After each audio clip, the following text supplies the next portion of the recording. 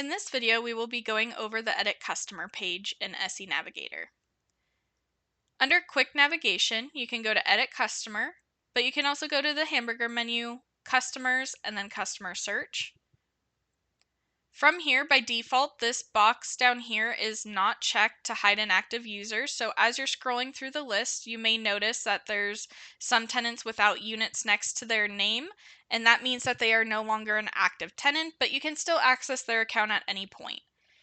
If you do not want to have that show all tenants, whether they're inactive or not, and you only want to see current active tenants, then I recommend checking this box. You can close out of it and then come back into the screen, and now you'll only see active customers.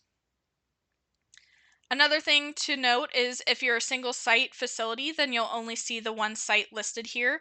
But if you have multiple facilities, then you'll want to choose from the drop-down the correct facility that you're looking for the customer for. Once you have all the filters in place that you want, you can search by customer name, phone number, unit number, email, account number, or invoice number. You can also type the percentage symbol and then start putting in customer information, whether it's their first name, last name, etc. And then you can also search for customers that way without having to choose phone number or unit or anything like that.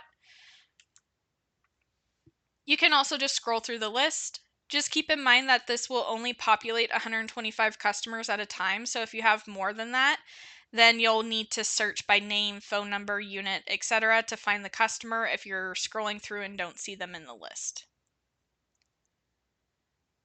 For the sake of this example, we'll just click on Unit 28.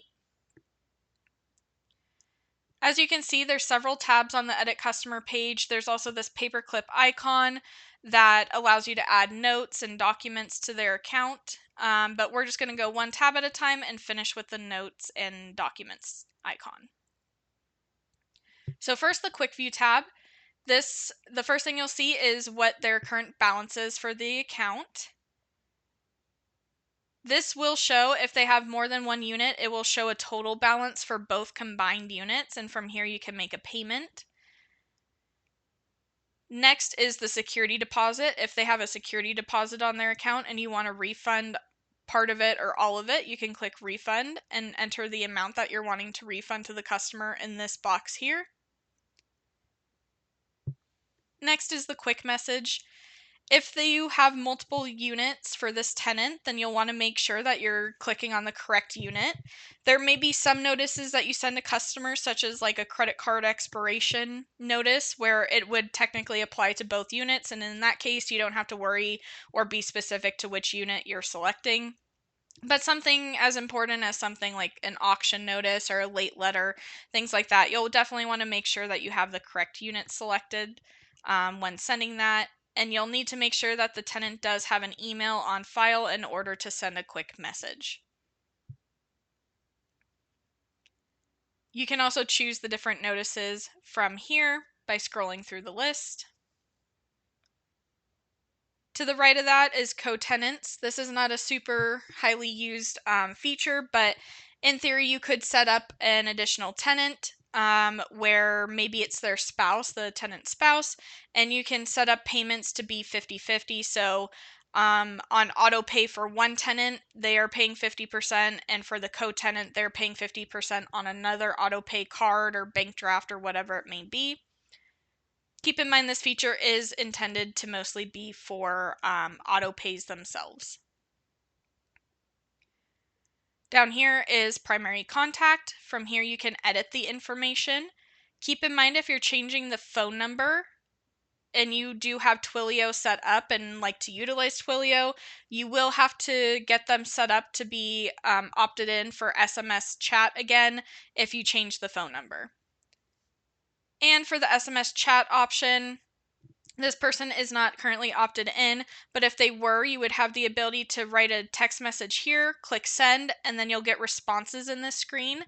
If you have other stuff to do, you just sent them a text really quick and you don't have time to wait around for their response, you can always close out of their page and then have this widget open that says recent unread SMS, and it'll notify you here when the tenant responds. The last thing on this page, or at least this box of this page, is the email. From here, you can send a one-off email to the customer. You will not receive the responses within SE Navigator like you would for the SMS chat. Any responses that they do send to you will go directly to your inbox for your email. So whether it's Outlook or Gmail or whatever else it may be. But this is meant to be a simple email, so it'll be the subject of the email and then the body that you want to give it. This is just maybe you're asking a quick question to the customer or whatever it may be. Maybe you don't have Twilio integration or texting set up, or they're not enabled for SMS messaging, things like that. Then you can always send an email quickly through here. And then the very last thing is the units. So this will show any and all units that they have on their account. If you want to add an additional unit to this tenant, you'll want to click on Add Unit. This is the best way to ensure that the units are linked and everything is synced up together. From here, their bill day is the 26th, so you can click yes if you want to keep the bill day the same, or no if you want to change it to whatever today's date is. For example, today's date for me is July 10th, so their new date for this unit to make payments on would be the 10th instead of the 26th. But again, if you click yes, that will sync up their date, so they're paying on the 26th for both units. From here, if they need to change their email or password or anything for their tenant portal, that can be done at this time. But please keep in mind, for the username and password, it is strongly encouraged not to do this on behalf of the tenant.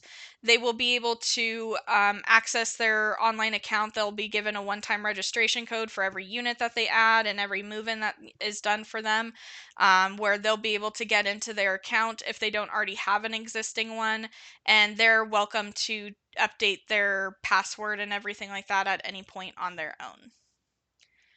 But if this unit wants to receive print statements instead of email statements, for example, you can put no to the email. US mail is something different. That does not mean you're setting them up for print statements, so just leave this as no. You can update the auto pay method, so if you want to change the card on file.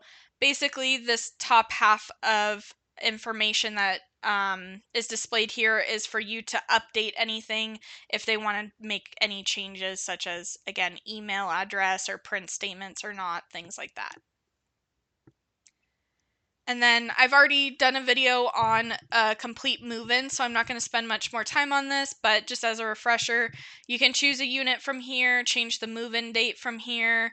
Once you select a unit, it'll populate a billing plan that has a certain price associated with that unit.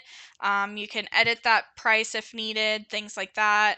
You can add charges or credits to their account as well. And then once you add a billing plan in a unit, it will give you a grand total of what they owe for the unit itself, any charges or credits that you've added to their payment for today, and if they have any insurance or anything, it'll all be displayed there. And then once you click save, it'll take you to the payment screen, and from there they can make the payment. So again, this is the way to add a unit to this tenant's account and to make sure that everything's linked up and everything. Next is report. This just simply downloads a PDF, or generates a PDF, I should say, of their ledger. And from here you can download this or print this. There was also the option to email the report out to the customer from here as well, if they're just needing a statement that has all of their transactions on their account. You can also transfer them to another unit. So if you wanted to go to maybe unit 51, they're currently in unit 28, for example, you can filter based off billing plan, or if you have climate controlled or different floors or anything like that, you can filter that way. You can search for the unit number here as well. Otherwise, you can just find the unit in the list, click assign, and then this is what their new billing plan will be. It could potentially be the same exact billing plan where they owe the same amount of stuff, but obviously it could also be different if they're downsizing or upgrading their unit. And then this tells you what their new balance will be when you complete this transfer. You'll click save.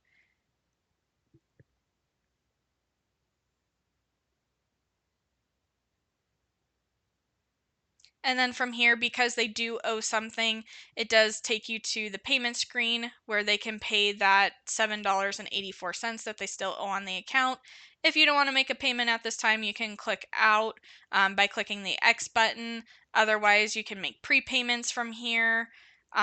You can take a cash payment, money order payment, check payment, credit card payment, or bank draft payment. You can generate the receipt when you click make payment, all that good stuff. Again, I've already addressed a lot of this in a previous video for a new customer move-in. It would be the same exact process for that. So if you need more details on taking a payment or anything like that, that will be in that video. And then the last thing is the move out. Please keep in mind that if there's any credits or payments that need to be made prior to moving out on the account, that you do that ahead of time. But if everything's looking good on their account and it just is what you want it to be when they leave, then you can click move out. This tells you what the balance will be. It basically just writes off any balances they may have on their account and stuff, which is again why you want to make the payments ahead of time if possible. Or put any credits or notes onto their account as to why it was offset, things like that. And then you'll click yes, and then this will move them out of the unit. Since we want to continue using this unit for the rest of these tabs and everything, I'm not going to actually go forward with the move out, but that is how you would do the move out. Next is the user info tab. From here, this is general information. This is what their username and password is for the tenant portal. This probably isn't actually this long of a password, but it does do that for security purposes, so you can't tell what it actually is.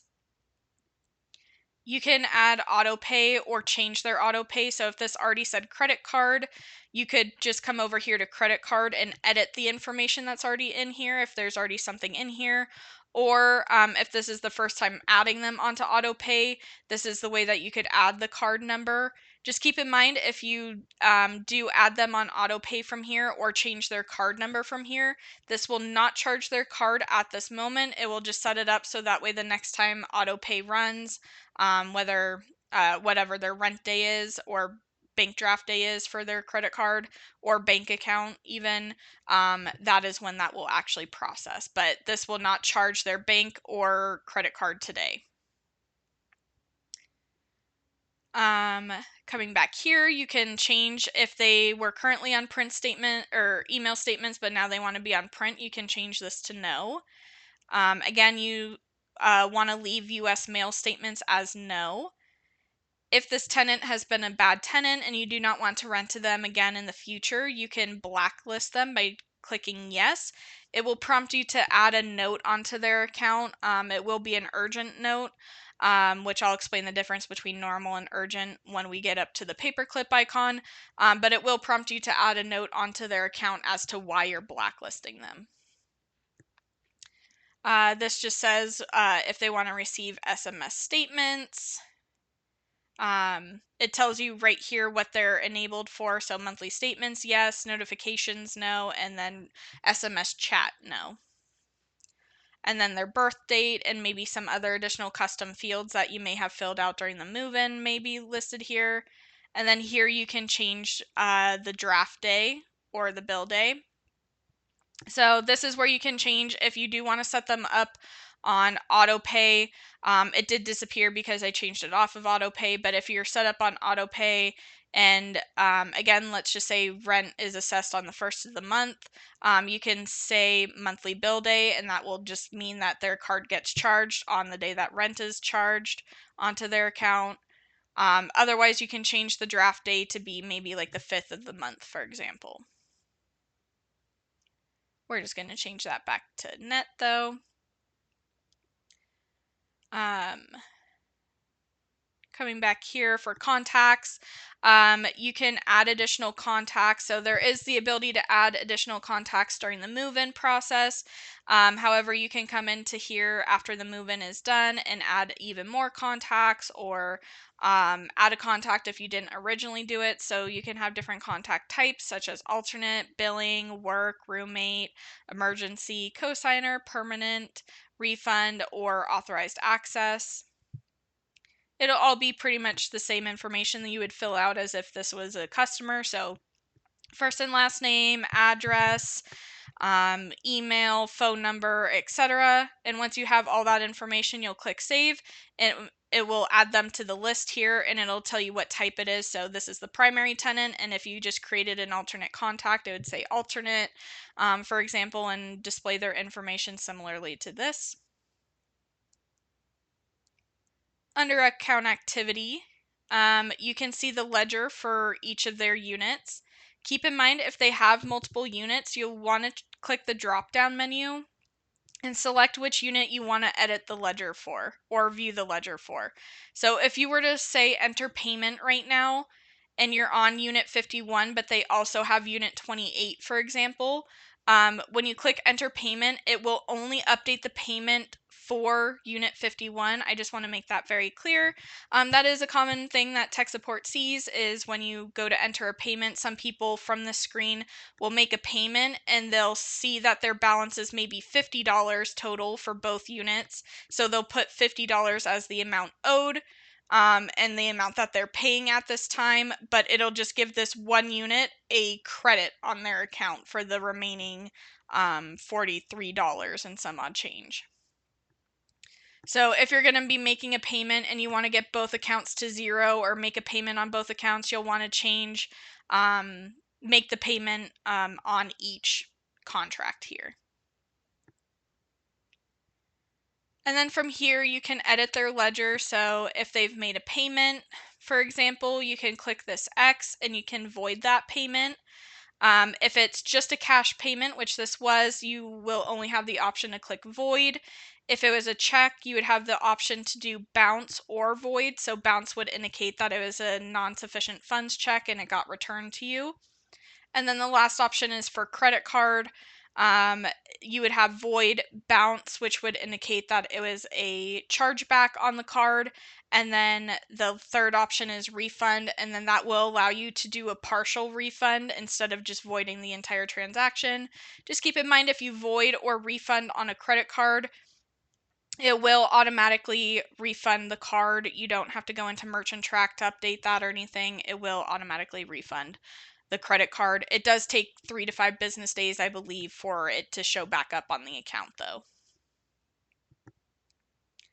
Also from the screen, besides making a payment on the account or voiding a transaction or whatever it may be on the account, you can also create a charge. This is where you can charge merchandise onto their account. You can create a one-time admin fee or security deposit or whatever it may be. You'll just choose from one of these SKUs. For instance, admin fee, we'll do 25. Just a quantity of 1, click save, and now that has been added to the account. So now they owe a grand total of $32.84, for example. You can also create a credit, which would do the opposite effect, where it takes some money off of their account. So we'll just say admin fee, and we'll just basically offset that $25 we just added. We'll take that $25 off.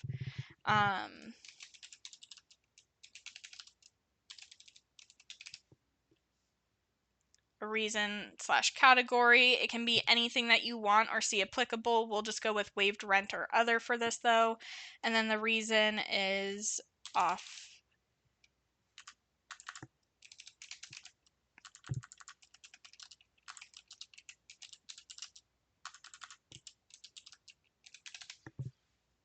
And then down here, for whatever reason, it's a little cut off right now, but this would be the button to save it.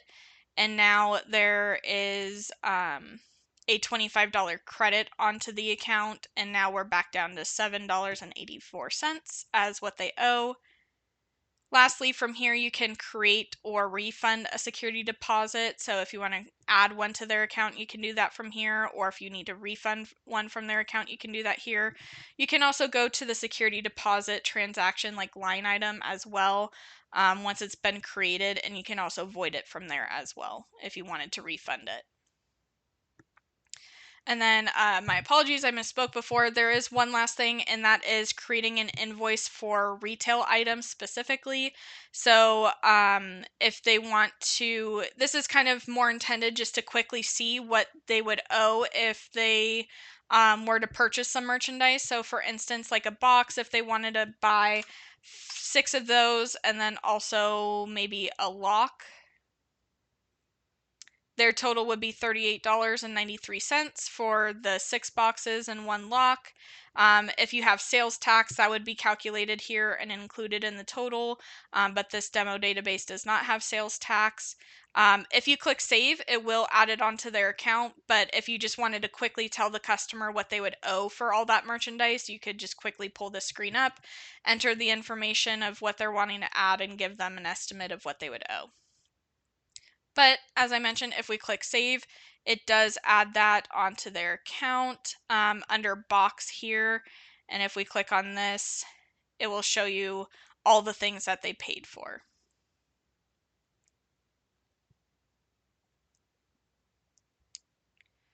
Next is the lease.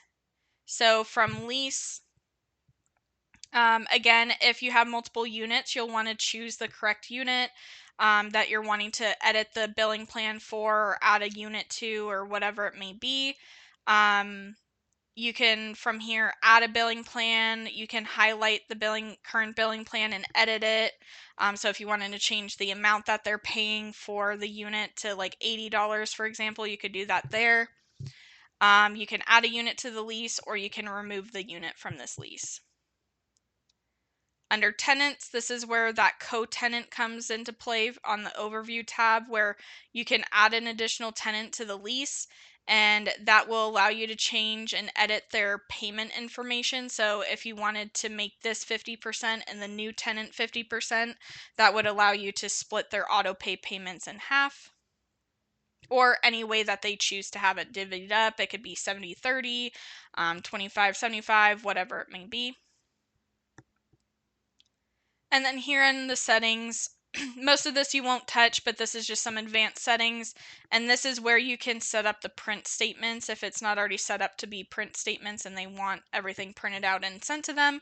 This is where you can do that under lease and settings. This is what their monthly bill date is. This is the day or amount of days before rent is due that they will receive their invoice. So this person has it specially set to 20. If this is blank, that just means it's whatever you have as the default. So maybe it's 15 days before rent is due is the default for everyone to receive their invoices. It'll be blank if they're receiving invoices at the same time that everyone else is. But you can always overwrite it by, again, adding a number in here, and we'll just say 20, for example, and now they'll receive their invoice 20 days before rent is due. You can change whether they're tax exempt from here, some lease end actions, or make them exempt from late fees if applicable, an access code for their gate if applicable. You can change their gate status, so if you mark them as delinquent, it would lock them out of the gate, for example. And then here, these are statements that have been set up on their report, so you set up already, so you can issue an SMS statement. You can also do prior units, because this was originally in unit 6 and then they moved to 28 and now they're in 51. So if you click on this, it will just pull up a downloadable PDF or a printable PDF where you can see all the transactions on the unit and when they were occupying unit 6 versus unit 28 versus 50, for example, or 51.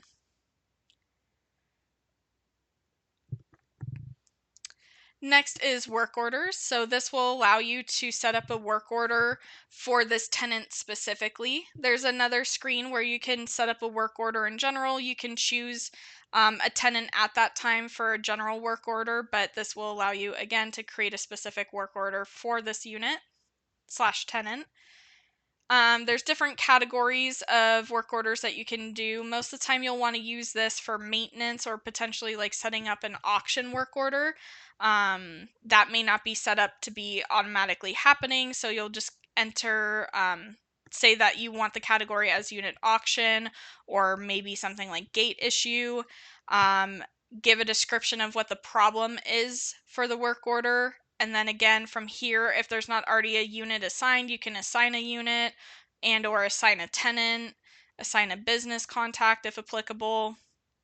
And then you can choose to make this visible to customers or not as you're creating the work order.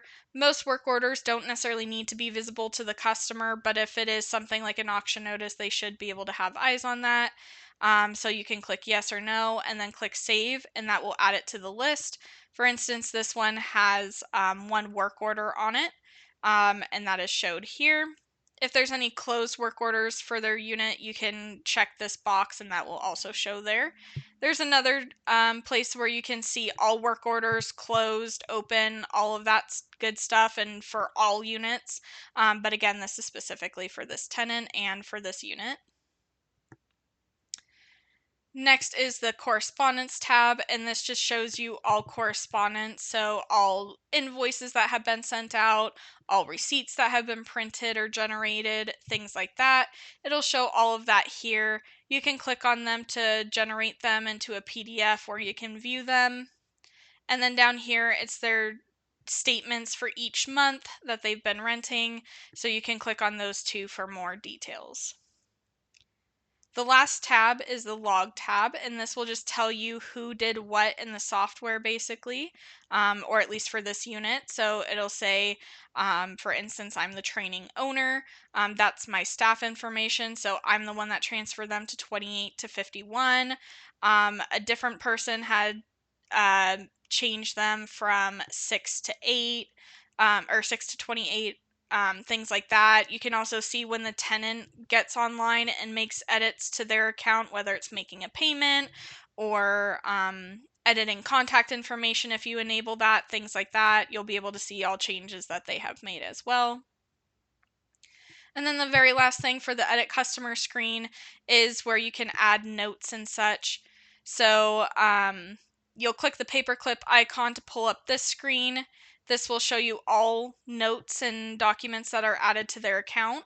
To add a document or attachment in general to their account, you can click on Add Attachment, give it a description, choose the type of attachment it is. So if you collect photo IDs upon move-in, for example, you'll want to save that onto your computer, like scan it onto your computer, and then once that's done, you can choose it from your computer and upload it here. The other thing is notes, and there's two types of notes, as I mentioned earlier. There's a normal note, which will just be added in here. Please keep in mind that all notes, whether they're urgent or normal, will remain in their account indefinitely. They cannot be deleted. So a normal note would just be a general comment, maybe about like the customer came in today and I took a payment for them because they were 3 months behind and they paid half of what they owed, for example, is a normal note that you could add. And then there's something like urgent where this will pop up when you go in back into their customer edit customer screen, and this would be something such as need to collect a new credit card because their credit card expired, or when we ran auto pay their card declined, something along those lines. So you can make an urgent note like that. We'll just say CC expired for urgent, just so I can show you what this looks like. So now it's marked as urgent. If it's urgent, it will be red. If it's just a general note or an attachment that you added, it will be black. So we'll just close out of this really quick, and then we'll go back into 28, still showing as 28, even though now they're 51. And then here it pops this window up automatically, and then from here you can change this. If you've already taken care of it, you can change it to normal and then click save. And then it might be good to also add an additional note saying I changed it over to normal because I have already collected the new credit card, whatever you want to put for that.